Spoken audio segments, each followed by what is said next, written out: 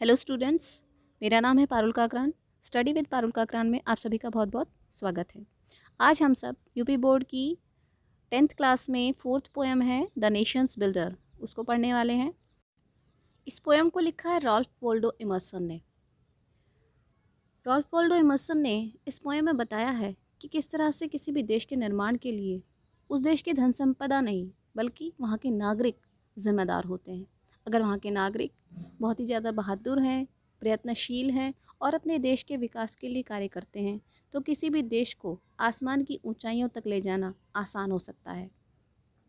लेकिन यदि वहाँ के नागरिक कायर हैं और अपने देश का ध्यान नहीं रखते हैं तो वो देश तरक्की नहीं कर पाएगा।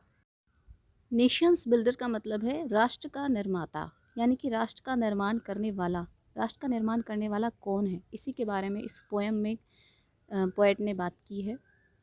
और अब हम पढ़ने वाले हैं इस पोएम को, लेकिन उससे पहले मैं आप सबसे रिक्वेस्ट करूंगी कि प्लीज़ आप मेरे चैनल को सब्सक्राइब कर लीजिए और बेल आइकन को भी प्रेस कर लीजिए ताकि जब भी नेक्स्ट लेसन की वीडियो मैं अपलोड करूं आपको सबसे पहले उसका नोटिफिकेशन मिल जाए और आप अपनी पढ़ाई को जारी रख सकें, आपकी पढ़ाई में कोई रुकावट ना आए। अगर आपको मेरी वीडियोस पसंद आती है तो प्लीज़ लाइक कीजिए, अपने फ्रेंड्स के साथ में शेयर कीजिए और चैनल को प्लीज़ प्लीज़ प्लीज़ सब्सक्राइब कर लीजिए। चलिए शुरू करते हैं अपनी poem the nations builder by R.W. Emerson. Not gold, but only man can make a people great and strong. यहाँ पर गोल्ड को धन दौलत से लिया गया है। इट मीन्स कि गोल्ड का मतलब यहाँ पे सोना नहीं है बल्कि धन दौलत है। तो केवल संपत्ति या धन दौलत ही किसी भी राष्ट्र को महान बनाने के लिए और स्ट्रॉन्ग बनाने के लिए ज़रूरी नहीं है, बल्कि किसी भी देश को, किसी भी राष्ट्र को महान बनाने के लिए एक आदमी की ज़रूरत होती है। आदमी यानी कि यहाँ पे देश के नागरिकों के बारे में बात की गई है।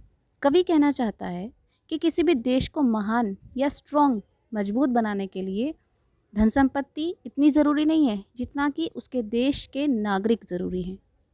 Man who for truth and honour sake stand fast and suffer long. वह व्यक्ति जो सच्चाई और सम्मान के लिए खड़ा रहता है और कष्ट पाता है, लंबे समय तक कष्ट पाता है, वही व्यक्ति आगे चलकर देश के लिए, देश के सम्मान के लिए काम कर सकता है। Brave man who work for while others sleep, who dare while others fly. जो बहादुर व्यक्ति होते हैं वो काम करते हैं जबकि दूसरे सो रहे होते हैं। अर्थात जिस समय दूसरे व्यक्ति सो रहे होते हैं उस समय बहादुर व्यक्ति काम में लगे रहते हैं। हु डेयर, वो हिम्मत करते हैं, वाइल अदर्स फ्लाई, जबकि दूसरे भाग जाते हैं या उड़ जाते हैं, मतलब मैदान को छोड़कर चले जाते हैं। लेकिन जो बहादुर व्यक्ति होते हैं वो हिम्मत दिखाते हैं और डटे रहते हैं। दे बिल्ड्स ए नेशंस पिलर डीप, वो किसी भी राष्ट्र की नींव को गहराई तक ले जाते हैं। And lift them to the sky, और आसमान की ऊंचाइयों तक उसको पहुंचाते हैं।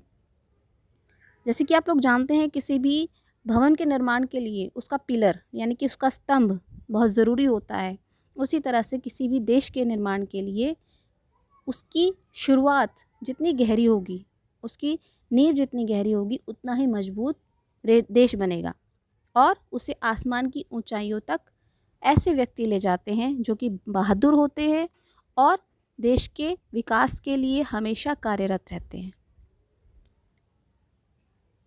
यहाँ पे कवि जो है, कवि कहना चाहता है कि हमें देश के विकास के लिए धन दौलत से ज़्यादा ऐसे लोगों की ज़रूरत है, ऐसे नागरिकों की ज़रूरत है जो कि देश के विकास के लिए हमेशा कार्य करते रहें और हमेशा उसकी उन्नति के बारे में सोचें।